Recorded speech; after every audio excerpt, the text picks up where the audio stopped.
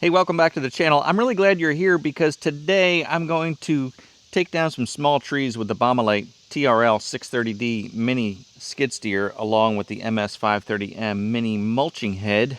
This is a question people have had watching me do some of this mulching. They've said, well, why can't you just use a rotary cutter on your tractor, you know, instead of this little machine?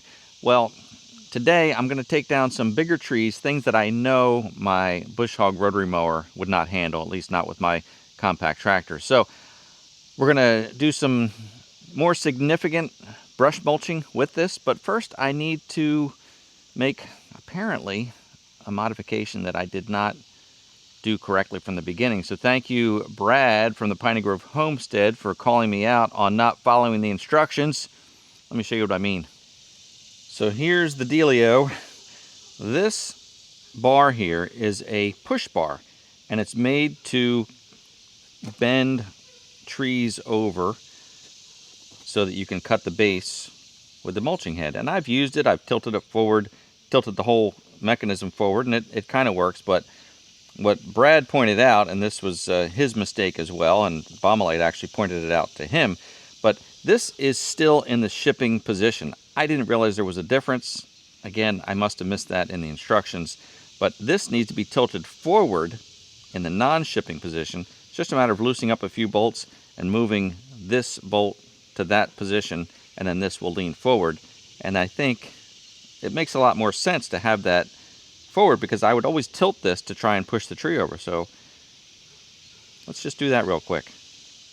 Let's see how many bolts we have to loosen up. There are two here that I have to completely remove, and then this just slides forward apparently. Apparently, I've never been on live television.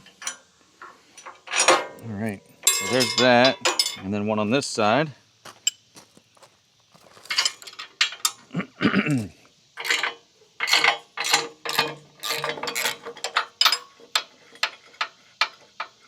I don't know that I need to even loosen up any other bolts because they're not crazy tight. And then this should just come forward.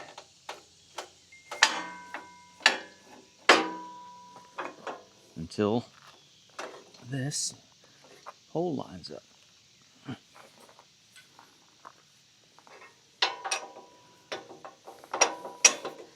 Well, I'll be darned.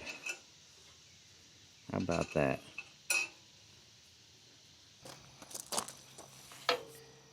And then this one just goes there.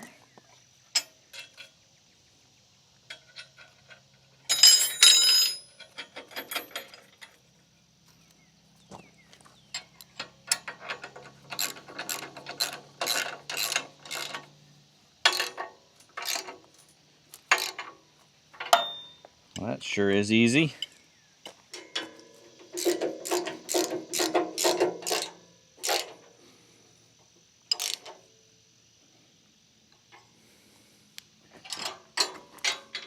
Guess I'll just check the tightness. I was going to say the torque, but I'm not actually torquing. Yeah, this one was actually loose. Well, that looks significantly different. And I guess that just makes a lot of sense to have that push bar out at least a foot in front of this thing. So let's go down by the pine tree line, because there's some rogue gum trees and whatnot growing up along the hedgerow. Let's see what we can do with them.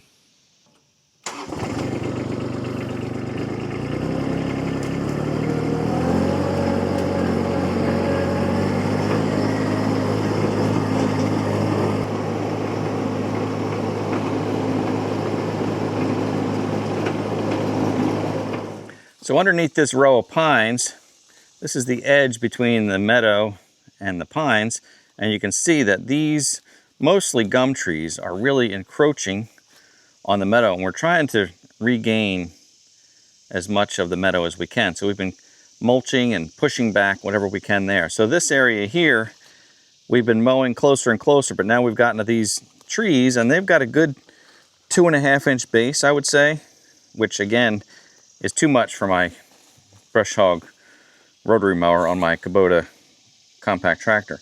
So we'll use that and we'll push through. You can see it gets pretty thick over here. And some of these, like this guy here, even has a good 3-inch base, maybe 3.5. So, you know, we're going to put this thing to work. Yeah, look at how that already pushes the tree over. Very nice.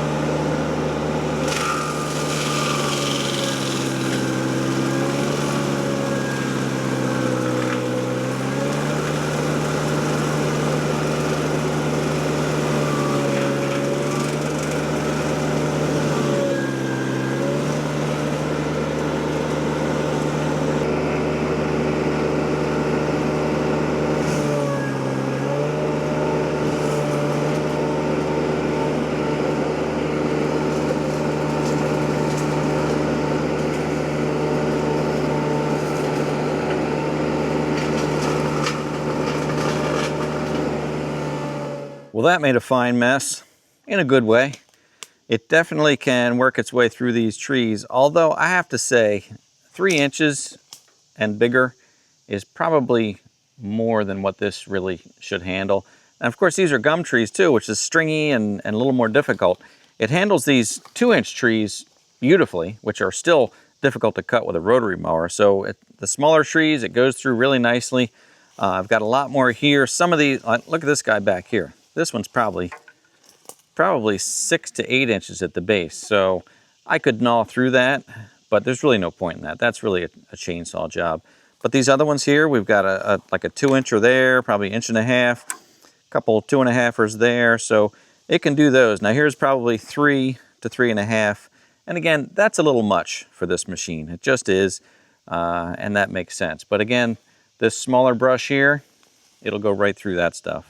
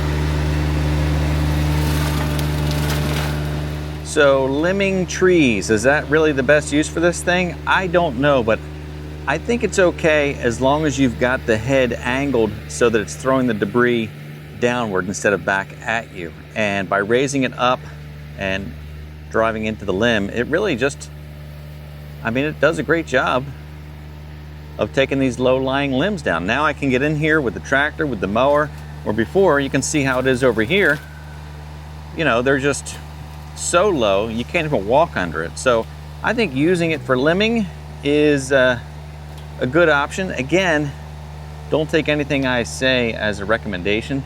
It's just how I'm using it. I would consult with Baumalight and what they suggest using it for, but it does work. I've got a lot of thick brush on the other side over here too that I think is going to work great for just clearing up some of that brush. Even if the trees are too big for this, some of the trees, you can use it to gain access to the base to cut the tree. So there's a lot back there that I can't even get to because the brush is so thick. So by clearing the brush ahead of time, I can drive right up to the base of the tree, clear all the brush, and then cut the tree with a chainsaw if I need to.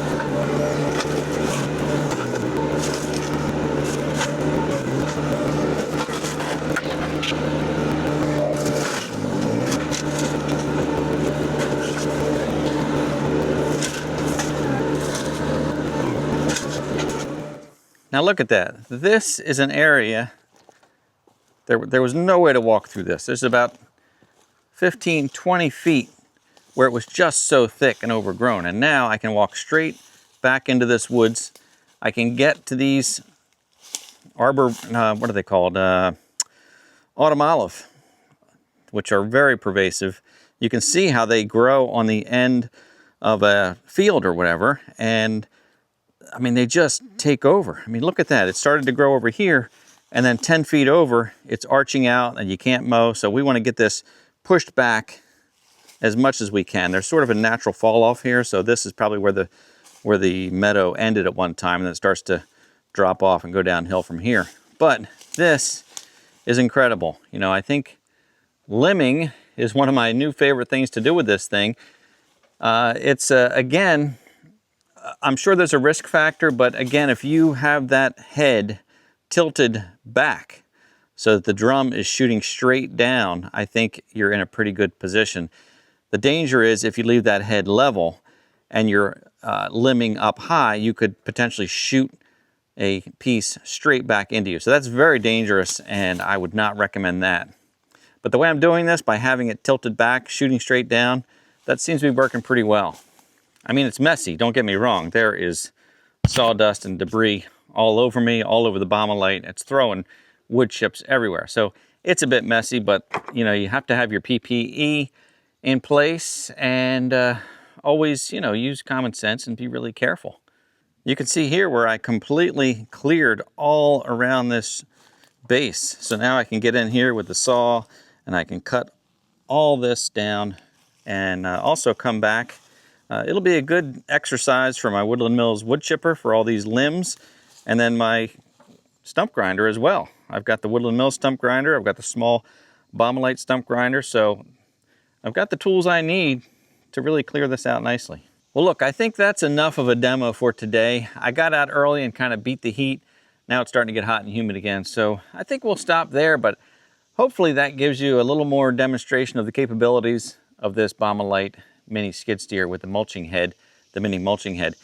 Again, it's pretty specialized. You know, you're not going to go in and clear a forest. You're not going to go clear an overgrown field because it's small. You know, this only has like a, I don't know, 3 feet wide cutting head. It's great for cutting trails in the woods, getting through areas. You know, it has a very special purpose. And if you have a need for that, I mean, there's nothing better because some things are too big. And you know, anyway, so far it's been a blast to use, and I'm going to keep using it. And I hope you'll keep watching. So thanks for being here today. I really do appreciate it. If you've not yet subscribed to the YouTube channel or followed on Facebook, Instagram, or TikTok, I invite you to join me. Thanks for watching, and as always, I look forward to seeing you next time.